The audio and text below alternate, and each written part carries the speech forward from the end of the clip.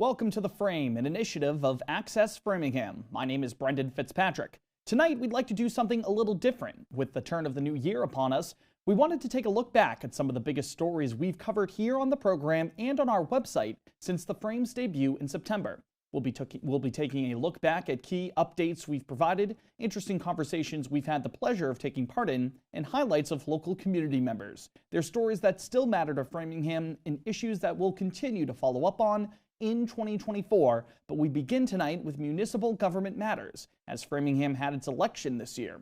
One of the biggest headlines from this year's vote was Vice Chair of the Framingham Library Board of Trustees and President of Downtown Framingham Inc.'s Board of Directors, Leslie White Harvey's victory over incumbent City Councilor John Stefanini in District 8, as she will be sworn in as one of the newest members of the City Council. Brandon Ward, another member of DFI's board, as well as a member of the Keefe Tech School Committee, defeated business owner Sean Silk in the race for District 2 City Councilor. Ward will take over for Cesar Stewart Morales, who did not run for re-election. Meanwhile, incumbent Tracy Bryant defeated Parks and Recreation Commission member Jose Ferreira to clinch another term as the City Councilor for District 9. Community participation in the civic process didn't just end in November, though, as Framingham's Charter Review Committee is currently seeking feedback on ideas to potentially change the composition of the City Council and School Committee. The Framingham Home Rule Charter is subject to a review every year that ends in a 3. The Charter Review Committee will solicit public input before making a recommendation to the City Council in mid-2024. One of the possible changes could be to the City Council's size and composition. As it currently stands, 11 members comprise the council, though changes like adding more at-large or even regional councilors who would represent multiple districts have been proposed. A public poll on the matter is open now through January 8th. That poll can be found on the Form Center section of framinghamma.gov. Financial matters have been a major topic of discussion towards the end of this year at the Memorial Building, and it's recently resulted in a city official resigning. During the November 9th City Council meeting, Stefanini put the matter of ensuring more financial records were publicly available online on the agenda, a sentiment echoed by his colleagues. But we've all talked a lot about transparency, and this is a really important way to be, meaningful with our words. Over the following week, Stefanini expressed frustration on multiple occasions to Chief Financial Officer and Director of Administration and Finance for Framingham, Luis Miller, over what he perceived as a failure to present the requested data. What's going on here? Is this like a shell game? It really is insulting. I mean, do you not see what's going on here? Well, I would like to understand exactly what it is that you do think is going on, because I am not coming here to try to hide anything from you. I am coming here, I am working, excuse me, I am speaking. Excuse me. We are working really hard to answer your questions in addition to everything else that needs to be done. Miller answered the City Council's inquiries, consistently telling them that the information would be provided even in spite of a thinning financial department. The city has operated without a full-time accountant for the past few months. The situation culminated with Miller's resignation from her post effective December 31st. In Mayor Charlie Sisitsky's letter to the City Council on the matter, he mentioned that, quote, all appropriate steps to ensure minimal disruptions to our financial operations will be carried out following Miller's departure. The first half of the public school year in Framingham has been marred by the continued shortage of bus drivers, impacting transportation plans for families citywide. Framingham Public Schools' contracted bus operator is NRT Bus Incorporated. Their agreement calls for 77 bus drivers to serve the community, though NRT has consistently been 20 drivers short of that quota, resulting in hundreds of students being left without an assigned bus route. The City School Committee has explored multiple different ways to provide solutions for local families. A carpooling service has been launched locally in an attempt to get more students to and from classes. Officials have tried creating more efficient bus routes, and most notably, the possibility of bringing busing operations under the roof of the city government has been considered this year. For those who have been involved in the busing crisis since 2018, or those who are brand new, this is our opportunity. Initial projections given by Executive Director of Finance and Operations for the district, Lincoln Lynch, in November showed that for an all-in model featuring competitive wages for drivers, the cost for the schools would be close to $6.9 million and nearly $2.5 million for the city. Multiple matters revolving around local medical facilities have come into focus this year. Hundreds of nurses at Framingham Union Hospital, a part of Metro West Medical Center, joined in filing with the National Labor Relations Board for an election to join the largest union for registered nurses in the state, the Massachusetts Nurses Association. Those in favor of gaining representation have cited poor working conditions, staffing shortages, and worries regarding safety for both medical professionals and patients. Multiple city government officials have backed the Framingham Union nurses in their efforts. Nurses at this hospital want a union. They want to improve the patient safety and get the respect that they deserve and need. Unions are important. They have a right to union. It's a fundamental right to organize. The MNA has alleged that Tenet Healthcare Corp., the company based in Texas that owns Metro West Medical Center, is delaying the union vote on purpose. At a local press conference back in November, MNA President Katie Murphy urged Tenet to, quote, stop the appeals to Washington, D.C., stop the union busting, end quote. Nurses were not the only ones to raise issues with Tenet's operations, as a group of residents have raised their worries about what they see as declining services locally. An example that's been cited to the frame has been the closure of the aquatic therapy pool at the Metro West Wellness Center along Route 9. C. Patrick Dunn is a part of the Framingham Council on Aging and a community member who's required physical therapy for around 10 years. Right now, there's a big sign out on Route 9 that says Metro West Wellness Center. Well, they need to change the name of the sign if they don't want to provide this service to help people stay healthy and well. All of these factors recently prompted the Framingham City Council to officially call upon Tenet to take action.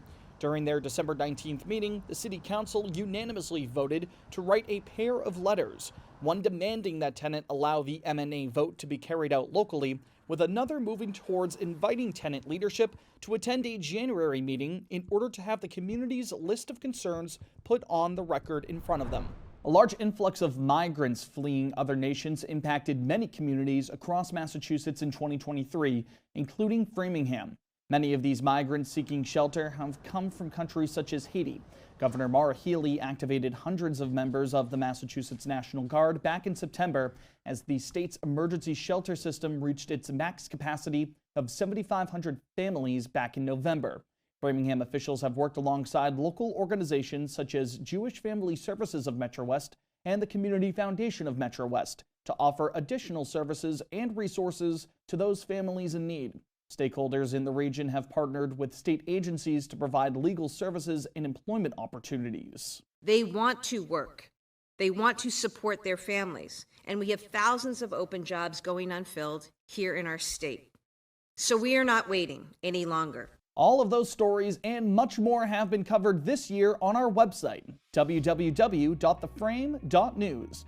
The latest information and features we've made can all be found there, along with our community's local Instagram feeds. From need-to-know announcements to events going on around the city, you can log on there to stay up to date. You can also sign up for our newsletter on the website to keep in touch with The Frame. And if you've got a tip for us, email us at theframe@accessfram.tv or give us a call to our tip line. It's 508-216-0003. Let's see how the weather is shaping up for the final days of 2023.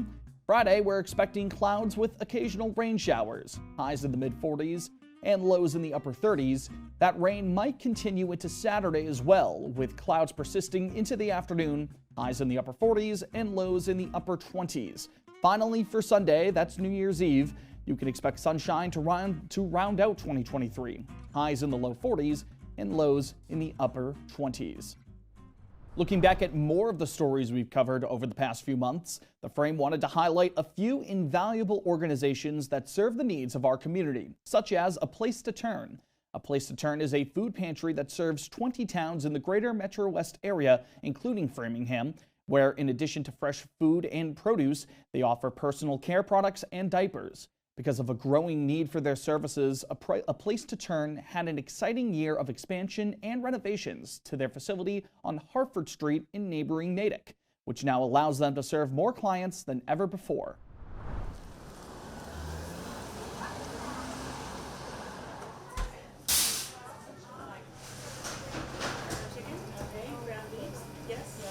The need has certainly increased, and this addition is a result of that need. We want to be able to continue to serve, so we're here to help.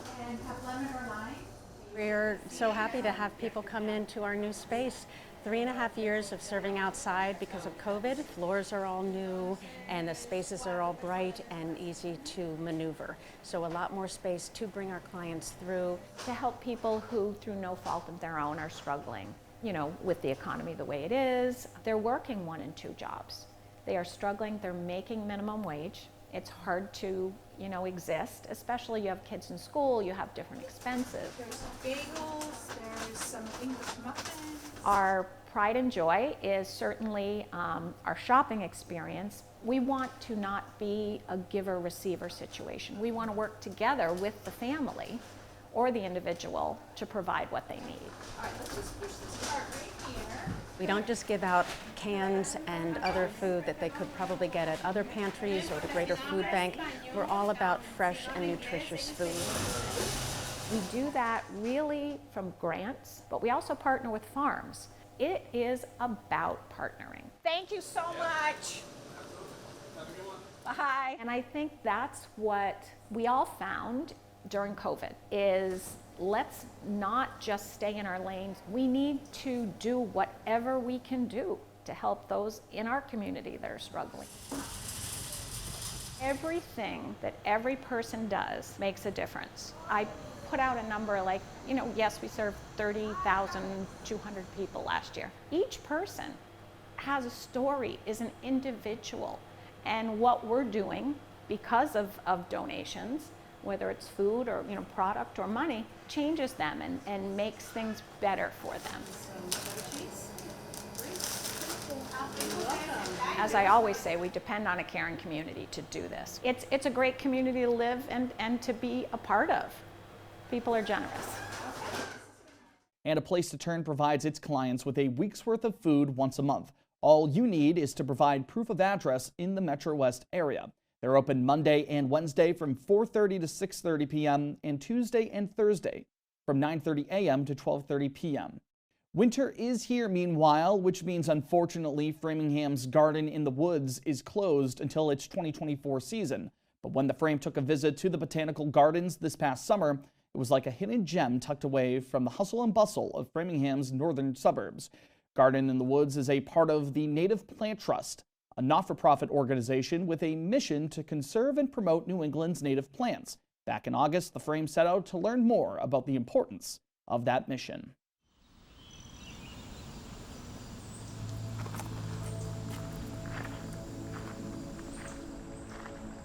There's so much more going on than you see. Oftentimes we look out the window, on the highway, or we just see these like walls of green, but that there's individual plants to look at, and they all have their own story, and they're all doing their own thing. In the middle of Framingham, we have this like jewel here. It's really special. So my name's Bess Popek. I'm the Director of Public Programs for Native Plant Trust, and today Garden in the Woods.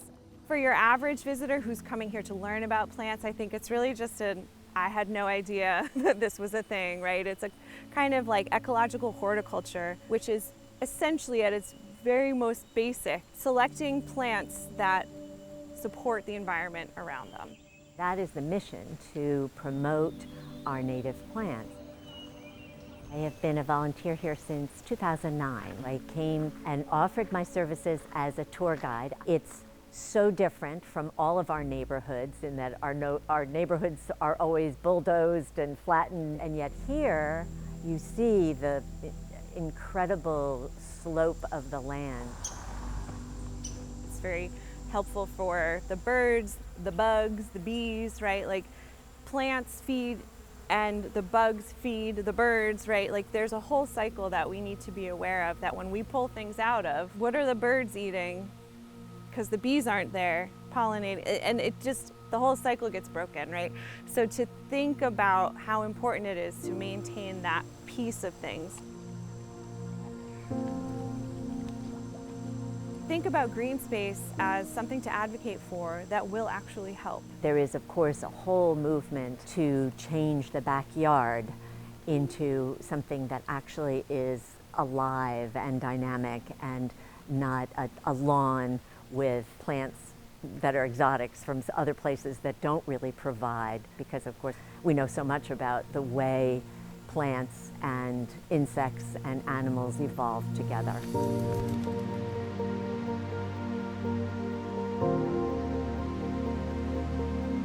We want to be able to reach all of the different kinds of gardeners and really get this message out there of the importance of native plants and understanding that plants really play a huge role in our climate and our world around us, thinking about our own peace and our own serenity, living our lives, to just remind us, like, oh yeah, this was here first. Like, we're visitors, right? And to sort of try to keep that in mind as we walk through our lives.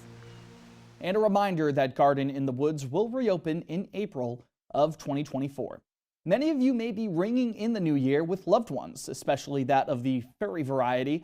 For our cat lovers out there, we wrap up our spotlight on community organizations with the Metro West Humane Society. The Frame took a visit to the MWHS back in November, where we got an inside look at all of the hard work their shelter, its staff, and volunteers do every day to care for our community's feline friends.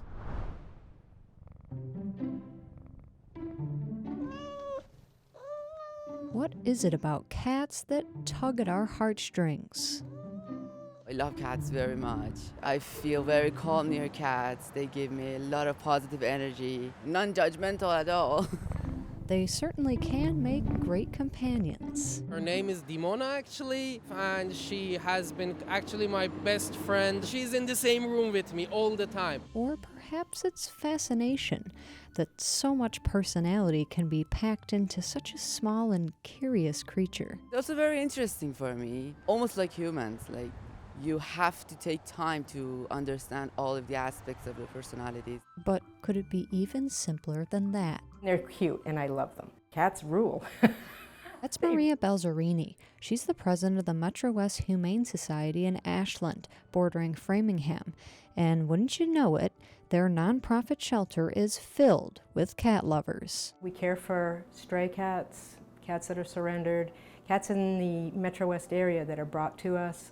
We care for their health, if they need spay-neuter, if they need a surgery of some sort, dental work, blood work, whatever. As long as it will help their health and increase their quality of life, we're willing to do it. A large part of that care includes what the MWHS calls their socialization program. Workers and volunteers spend a lot of time working with cats and kittens, including stray and feral cats, to get them more comfortable with human interaction. Vice President of the Board of Directors for the MWHS, Cheryl Mitchum.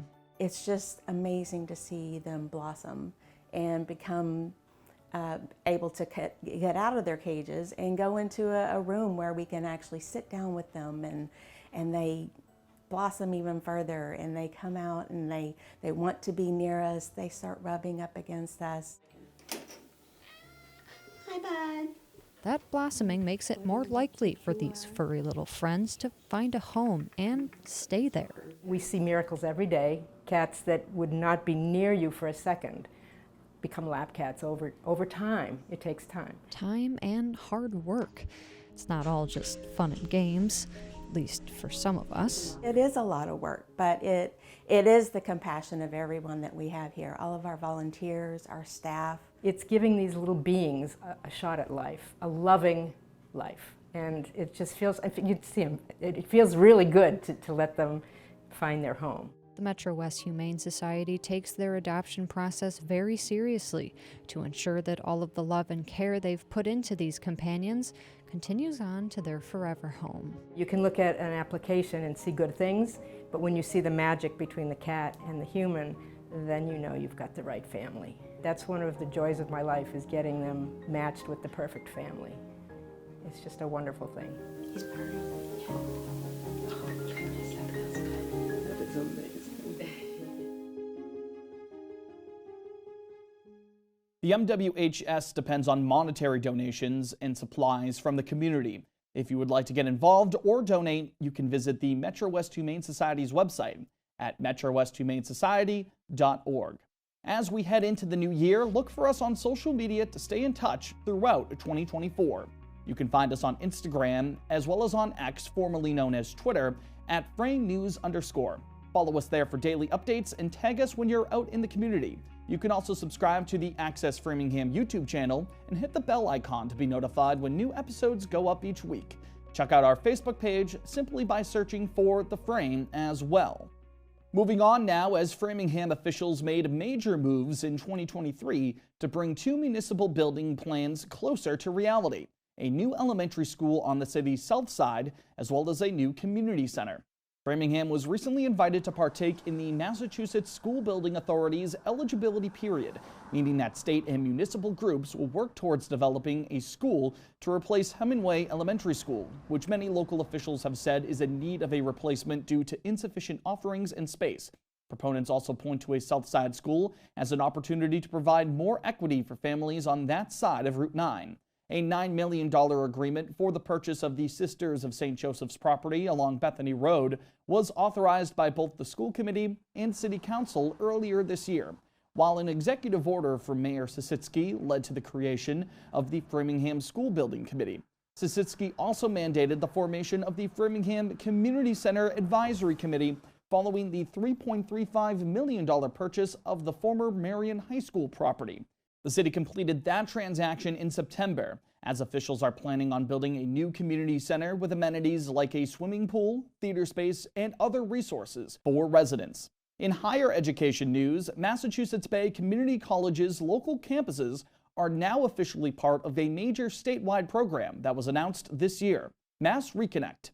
Part of the 2024 fiscal year state budget approved by legislators in Boston, Mass Reconnect provides residents 25 years old and above with the opportunity to take community college courses free of charge.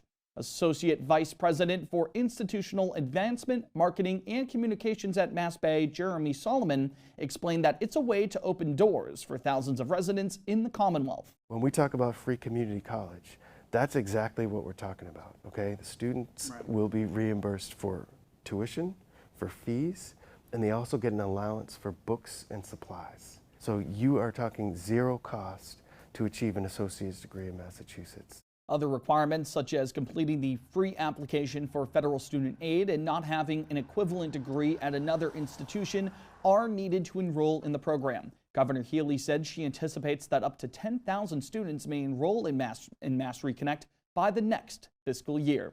The MEMA bunker, MEMA being short for the Massachusetts Emergency Management Agency, hit a big milestone in 2023 as it celebrated its 60th birthday on November 4th.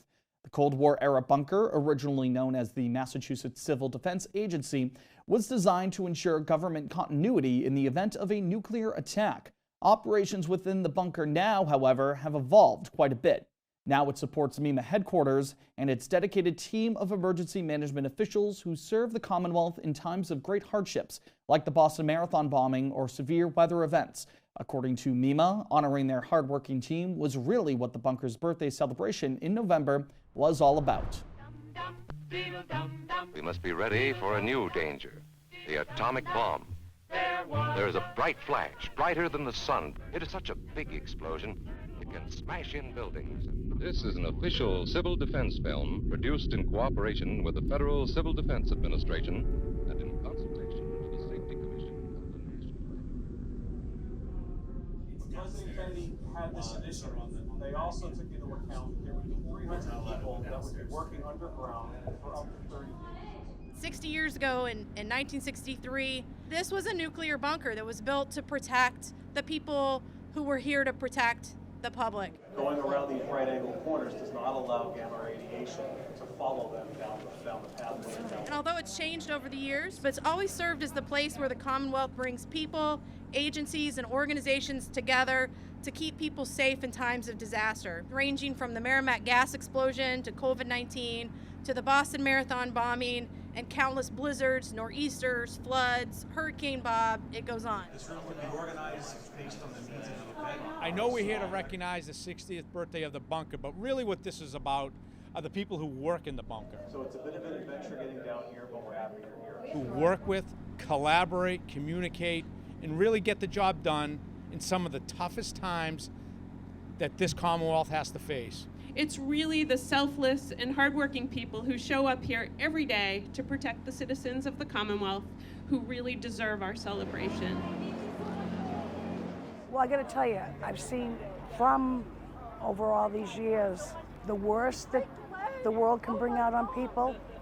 Being down in the bunker, I've seen the best that can come out from people. Some of the folks at MEMA have been here 5, 10, 15, 20 years or more. But today I'm especially thrilled to honor 2 of our incredible team members for outstanding performance. Faye and Katie, we cannot thank you both enough for your more than 40 years of service to the Commonwealth, and I am so honored to be able to present these citations to you both. It's very different to know when most people are home hunkered down, I'm running in the opposite direction. But when you realize the mission that we perform and that we're here to help any and everyone, it makes just a huge difference. You don't really give it a second thought, put it that way. You mentioned, some of humanity's worst days and seeing some of that. Do you have certain things that come to mind? It's 9/11. All these years that I've been down the bunker, 45 next month, had never seen the blast door shut. And when I got in that morning, the second tower had started to come down. I could cry. It started to come down, and we were down there. I'd never seen it operate that way, and everybody just pulled together, and we did what we had to do, and continuity of government, everyone came down here, and it was just something you'd never really want to. I cry because I think about it. I'm very patriotic, the whole thing, but to see how everyone rallied around, and we were that way for days, and to see how this place could function in what I feel as though was probably the darkest time, it's just amazing. It's a very tight group of people down there. They're family, just as much as my own family is. To Faye Stewart, on behalf of the residents of the Commonwealth of Massachusetts, I am pleased to confer upon you this governor's citation and recognition of your 45 years of dedicated service to the Massachusetts Emergency Management Agency. Signed, Governor Maura Healey and Lieutenant Governor Kimberly Driscoll. And as the bunker prepares for another year of providing vital services, Katie Bellemare was also given a governor's citation from Healey alongside Faye. Before we wrap up our show tonight, we want to remind you that The Frame is an initiative of Access Framingham. Whether you're looking to learn something new in the new year, host your own show, be around creative people, or get more involved in Framingham, you can join Access Framingham today by visiting www.accessfram.tv. That's going to do it for this week and this year of Framingham News in Focus. For everyone here at The Frame, we want to thank you for spending time with us tonight, and we wish you a happy new year. My name is Brendan Fitzpatrick. We'll talk to you next week for our first episode of 2024. Take care.